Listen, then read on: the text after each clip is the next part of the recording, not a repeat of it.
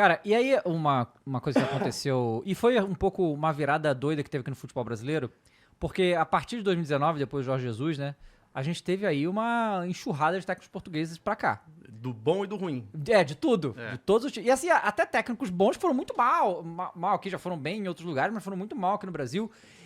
Mas eu queria, antes de falar dessa coisa, eu queria falar um pouco do Jorge Jesus, porque desde que ele saiu, até o Felipe Luiz agora, qualquer coisa que acontecia que técnico balançava, cadê o Jorge Jesus? Né? Sim. Inclusive, eu lembro dessa parada que foi...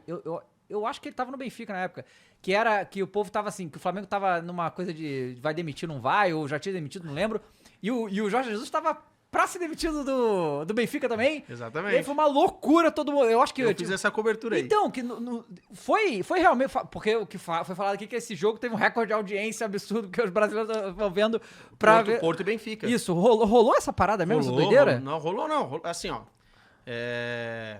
O Brás e o Spindle foram pra Lisboa fechar o Jorge Jesus. Eles foram fechar o Jorge Jesus. Eu sei porque a gente ficou até perseguindo eles de carro lá. Foi uma cobertura jornalística meio insana, meio... Tem a Correio da Manhã lá em Portugal, meio Correio da Manhã, que é um veículo que faz muito isso.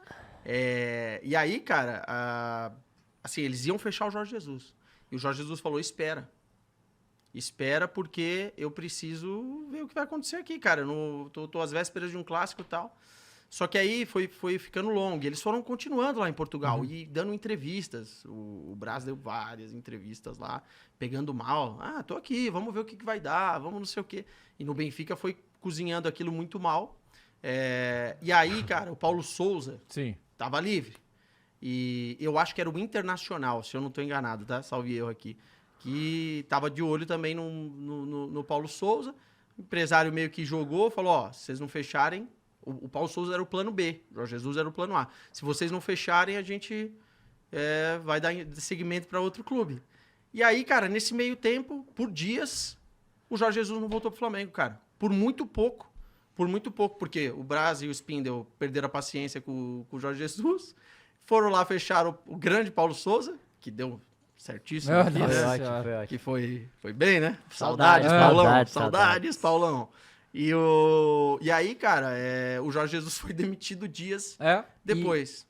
E o Paulo Souza tinha um respaldo lá? A galera gosta do trabalho? Como Assim, ó, o Paulo Souza foi um jogador da seleção portuguesa, jogou na Juventus, jogou na Fiorentina. É um cara muito bem conceituado como jogador. Como treinador, ninguém conhecia o trabalho do Paulo Souza muito bem. Porque ele fez um trabalho na Itália... Trabalho em Portugal nunca trabalhou, assim... Acho que na Grécia também, né? Em algo relevante. Ninguém conhecia muito bem, assim. Eu não entendi por que a pressa. Porque tava na cara que E o Jorge Jesus... Cara, o Jorge Jesus é muito bom, cara. Que ele tem um amor pelo Flamengo. Não tem, pô. É absurdo. Assim. Eu acho isso incrível. Recentemente ele falou, depois eu acho que da Libertadores, ele falou e tal. Eu lembro numa Champions que o Benfica ganha com o Darwin Nunes arrebentando no Estádio da Luz. Eu tava nessa cobertura. Benfica e Barcelona, 3-1, acho que foi o jogo. Benfica arrebenta, o Lucas Veríssimo fazendo uma baita partida e tal, e era o Benfica do Jorge Jesus. E aí ele tava meio chateado, porque a torcida pegou muito no pé dele, porque ele trocou o Benfica pelo Sporting, né? Em um determinado momento da carreira. Então a torcida não gostou, assim, parte gostou, parte não gostou, quando ele saiu do Flamengo e foi pra lá. Que foi mais o Luiz Felipe Vieira, que era o presidente, que bancou a contratação, pagou a multa aqui do Flamengo e veio buscar ele aí e tal. Aí, cara, ele foi depois do jogo, pô, cara do Barcelona, vitória histórica pro Benfica, ele foi dar entrevista pra gente. E o assessor lá do Benfica chegou pra mim e falou, não pergunta nada de Flamengo. Eu falei, tinha 3 preparadas. Claro. Tinha 3 preparadas já pro Flamengo. Aí, porque são as que rendem, né? A galera fala, por que vocês ficam perguntando? Aí eu falei, eu trabalho pro Brasil, eu preciso... Aí eu falei, não, beleza, dessa vez eu não vou falar nada, porque era o Barcelona, deu uma vitória legal e tal. Ele chega, e aí naquela prévia ele fala assim, és brasileiro? Eu falei, sou brasileiro, da TNT, mister, já falei com você várias vezes, já fiz exclusiva com ele na época do esporte. És brasileiro? Sou. Se isso aqui fosse o Maracanã, a torcida inteira tava gritando o meu nome. Ninguém tá gritando meu nome. Caralho, meteu essa? Caraca!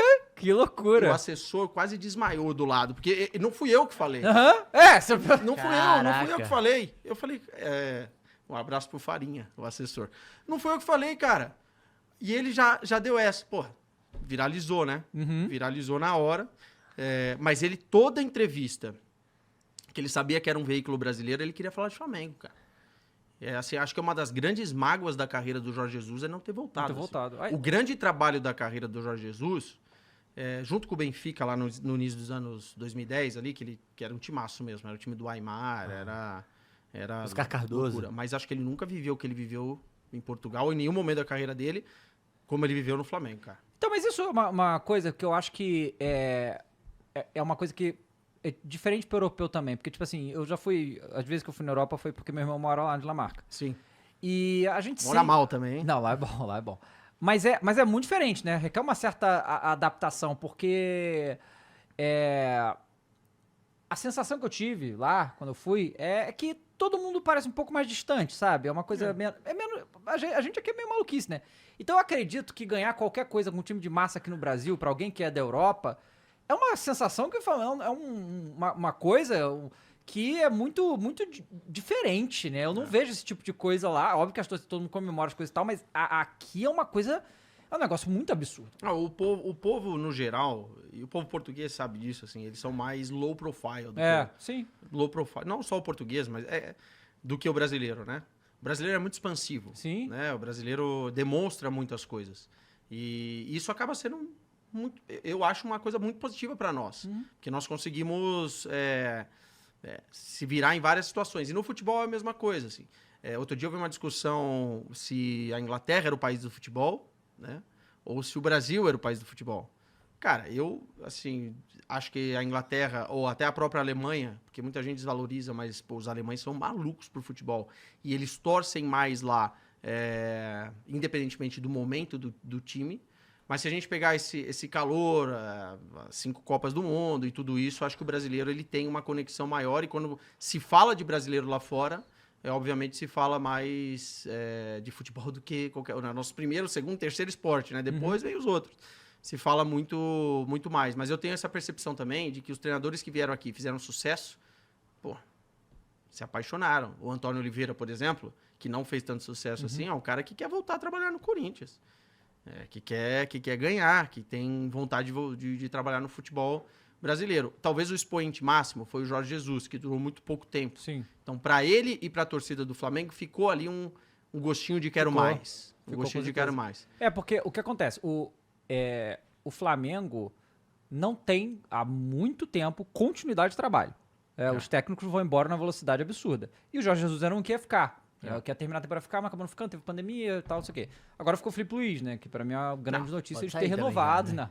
E que vai continuar aí, mas eu acho que falaram, faz mais de uma década que um técnico não começava a terminar o ano no 2011, Flamengo. Luxemburgo, né? Coisa assim, negócio... Então vamos ver com continuidade como é que esse time do Flamengo vai.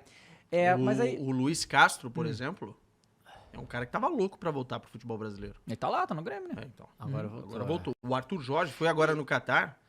Pô, você fala de Botafogo... E o Carvalhal, que todo ano fala aqui e não vem. O Carvalhal é o seguinte, ele é muito apegado à família dele, ele teve problemas familiares, a casa dele foi assaltada em Braga recentemente, um negócio meio estranho, assim, fizeram refém e tal, deu um problema lá. E ele, nesse momento que ele era para vir para cá, ele não veio. Preferiu ficar na Europa com a família, e a prioridade dele é ficar na Europa. O Carvalhal gosta muito do mercado da Inglaterra, né? Ele é aquele cara que deu o pastelzinho de nata para os jornalistas, quando ele trabalhava no Swansea. E aí ele gosta muito do mercado inglês e tal. Mas é um ótimo treinador, é um treinador muito ofensivo. Fui entrevistar uma vez o Carvalhal quando ele treinava o Braga. E perguntei para ele se ele gostava mais de ganhar um jogo de 1-0 sem tomar gol ou um 4-3. Ele falou, não, eu gosto de um 4-3. Eu gosto de um 4-3. E aí, isso não é normal nos treinadores, né? Eu gosto de um 4-3 que é mais futebol, é mais entretenimento. Aí o público vai mais e é por isso que a gente gosta do esporte. Mas ele é muito bom, cara. Uma hora ele vai pintar aí. Eu também acho. Eu também acho. Mas ele tem mercado ainda lá e ele é comentarista também lá. Ele é comentarista da canais espanhóis, em Portugal também, da Sport TV lá de Portugal. Sim.